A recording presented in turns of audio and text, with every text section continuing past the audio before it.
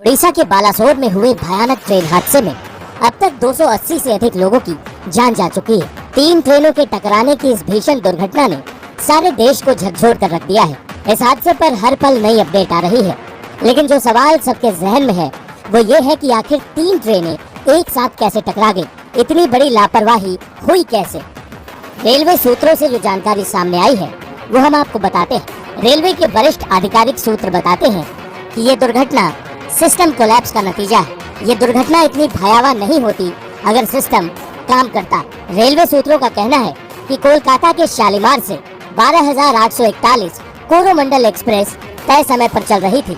सांतरागाछी में train 4 minute की देरी से पहुंची। वहीं खड़गपुर में भी ट्रेन अपने तय समय से 3 मिनट की देरी से चल रही थी। उसके बाद ड्राइवर सतर्क होकर ट्रेन की स्पीड मेंटेन करके चलने लगा। ट्रेन ओडिशा में प्रवेश कर चुकी थी। बालासोर में भी ट्रेन अपने नियत समय पर पहुंची थी। कोरोमंडल एक्सप्रेस वहां से करीब 25 किलोमीटर ही आगे बढ़ी थी कि बहनागा बाजार की एंट्री पर स्थित पॉइंट्स पर कुछ दिक्कतें हुई। इसके बाद ट्रेन के कुछ डब्बे पटरी से उतर गए। यूं तो दुर्घटना की वजह का अभी तक रेलवे ने खुलासा नहीं किया है, लेकिन रेलवे के सूत्र बताते हैं कि इस कोरोमंडल एक्सप्रेस की किसी मालगाड़ी से कोई टक्कर नहीं हुई। उन्होंने जो अंदाजा लगाया वो ये है कि ट्रेन के कुछ डब्बे बहनागा बाजार के एंट्री पॉइंट पर डिरेल हुए होंगे। उस समय ट्रेन की स्पीड 130 किलोमीटर प्रति घंटे की रफ्तार से रही होगी।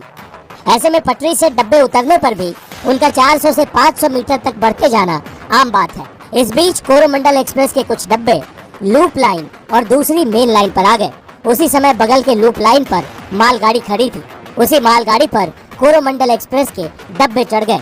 जिस समय ये हादसा हुआ उसकी जानकारी तुरंत कंट्रोल रूम तक नहीं पहुंची। उसी समय वहां से 12,864 हावड़ा बेंगलोर सुपरफास्ट एक्सप्रेस गुजरने वाली थी और दुर्भाग्य देखिए कि ये ट्रेन 3 घंटे से भी ज्यादा लेट चल रही थी। ये ट्रेन बहनागा बाजार स्टेशन पर नहीं रुकती थी, इसलिए इसे थ्रू सिग्नल मिला हुआ था।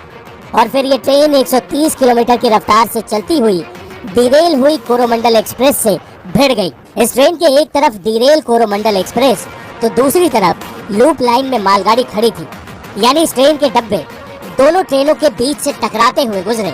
इस वजह से ये हादसा भयानक हो गया।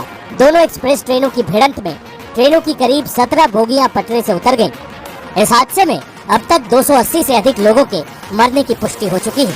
ये संख्या बढ़ भी सकती है क्योंकि हादसे में 900 से अधिक लोग घायल बताए जा रहे हैं।